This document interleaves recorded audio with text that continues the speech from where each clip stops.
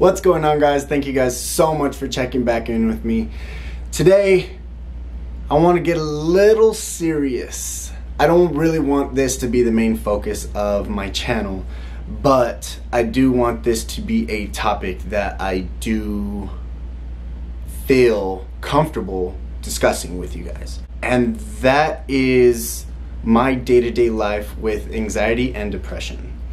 So, like I said, I don't want this to be a main focus. I know this is a little bit more of a serious topic, and I promise that it's not going to be all serious and it's not going to be all dark or sad. But I just feel like nowadays there is a uncomfortableness, or I think that it's rare that people do ever talk about mental illnesses. And I've been dealing with this ever since I was a teenager, so I am very comfortable talking about it with anybody who cares to know. And I just feel like if more people talked about it, if more people felt comfortable talking about it, I feel like not as many people would feel so alone. Not as many people would be ashamed of it. Without further ado, let's go ahead and get right into it. So I started dealing with depression and anxiety when I was early teens, probably about 14, 15. Like I said in my previous videos, I knew I was different. I knew that none of the kids liked me for some reason, but I just didn't know what. And so when I finally started realizing I'm not supposed to be liking boys, I'm not supposed to be acting this way, I'm not supposed to be thinking this way. And a lot of that influence came from the church. Growing up in a Catholic family, you were always brought up, you know, this is a sin, this is a sin, this is a sin, and if you commit these sins, you're going to hell. A lot of it also came from a masculine Mexican family, like I've said before. In my family, especially in a lot of Mexican families, there is this masculinity where you drink beer, you play sports or only watch sports, and you never talk about your feelings, and you only talk about women, and that was it.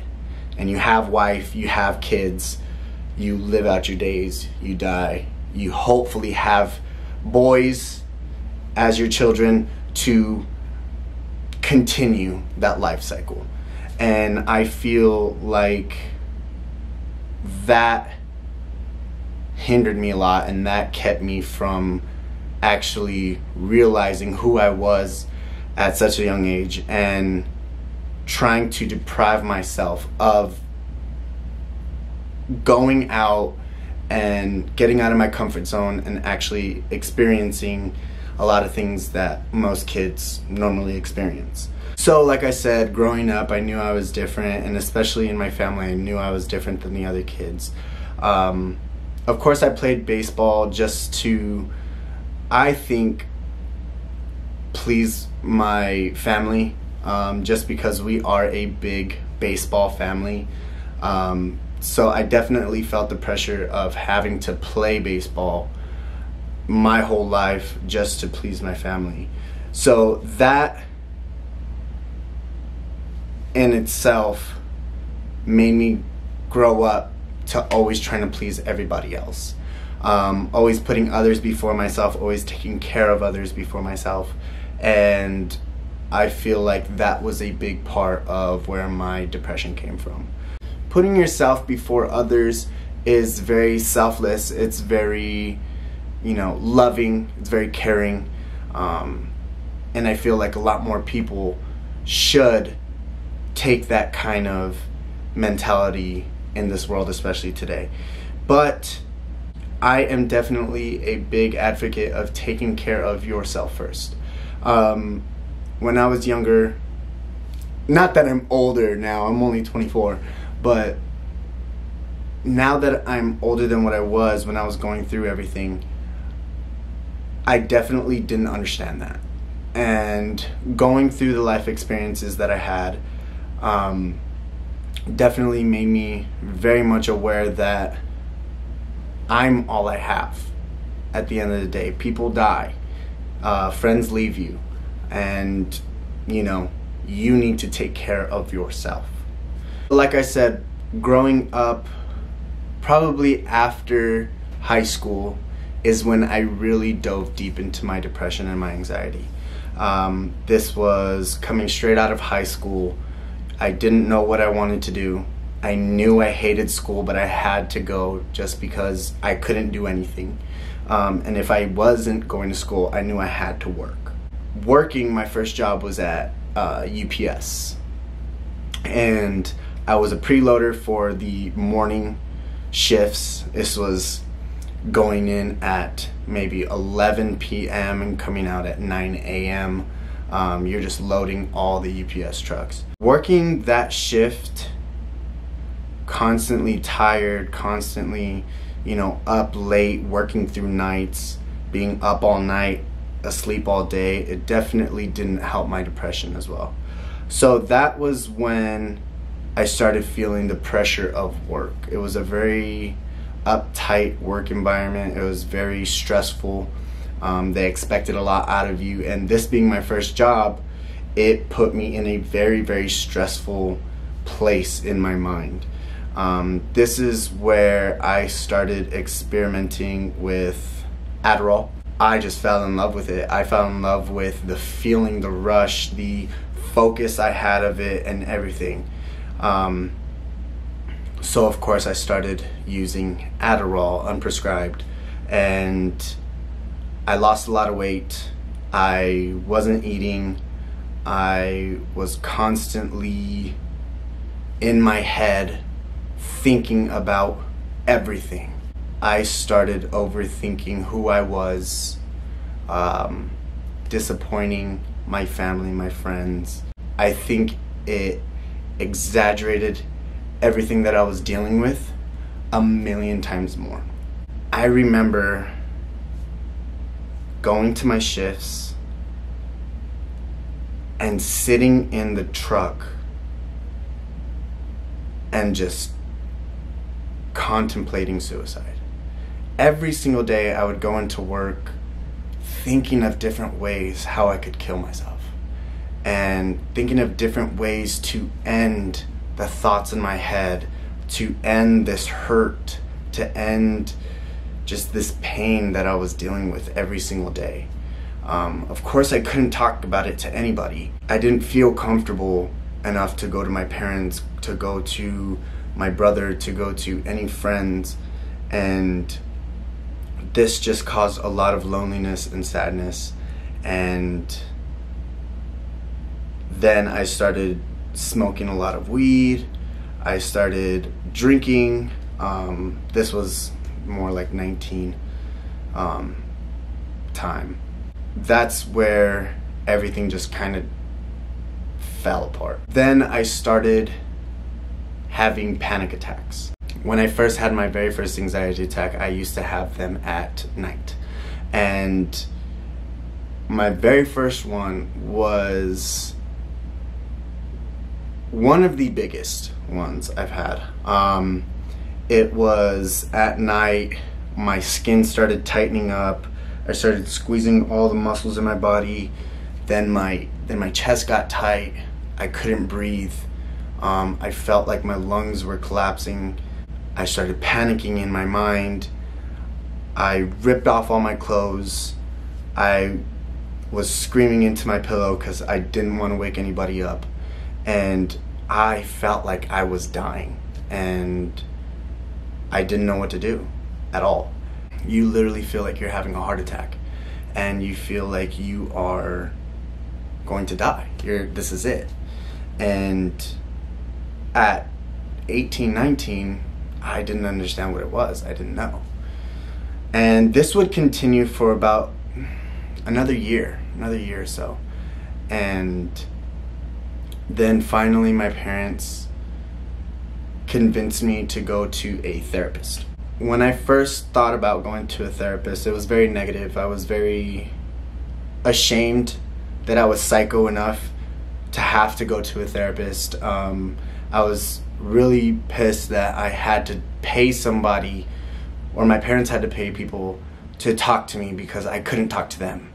And I thought just complete negative about going to a therapist. I had to pay someone to listen to me. I had to, since I was paying them, they have to pretend like they care, or they have to pretend like they give a shit about how I'm feeling, what I'm going through. And it just put me in a negative place to where I hated it. But I assured my mom that I was going to give it a try. So I went, and of course the first couple sessions were pretty bad. Just me not wanting to talk, me being pissed that I was there.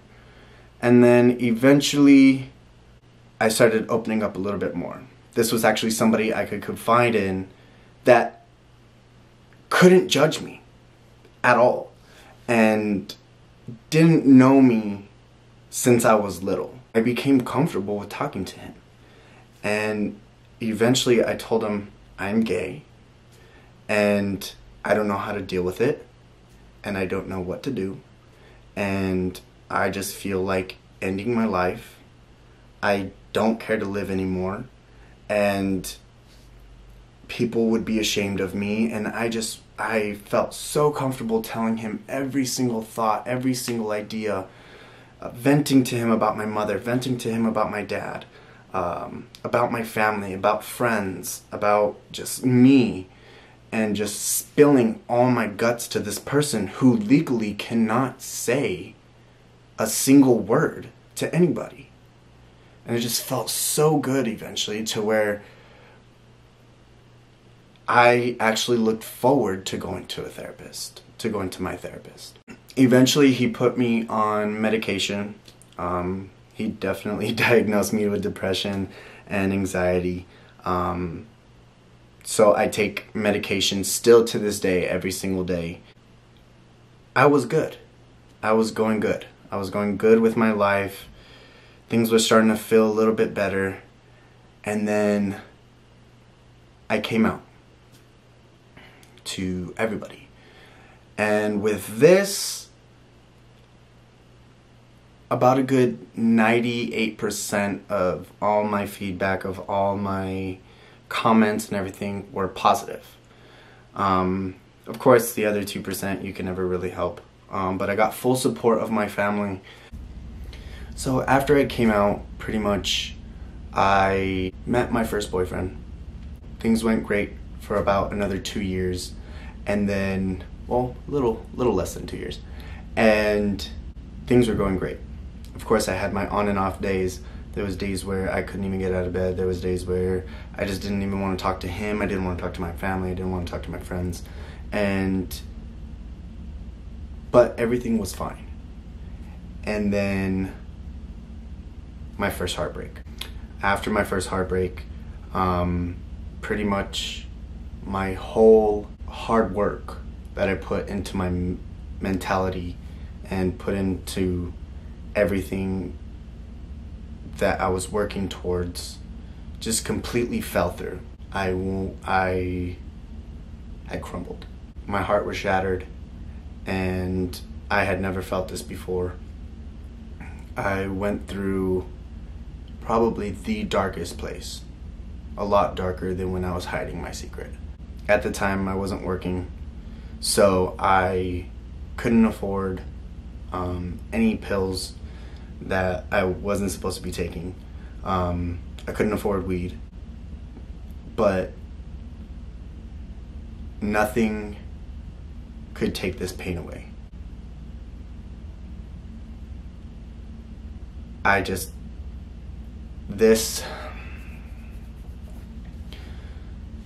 This has sent me into such a dark place that I wouldn't wish this on anybody.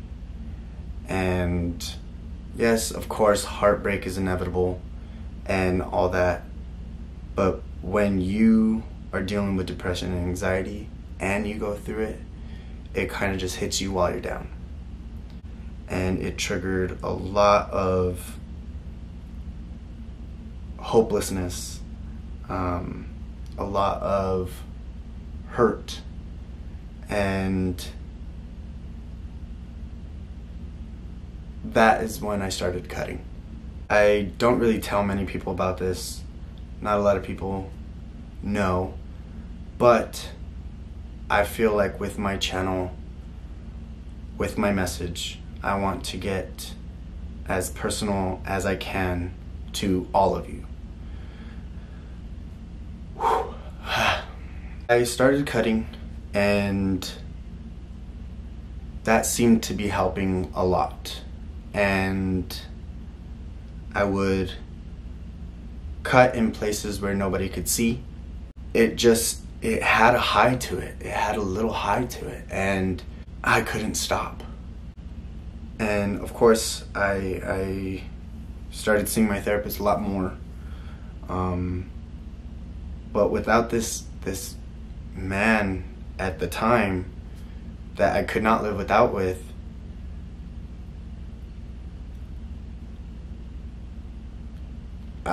my whole world just fell apart. It was wrecked.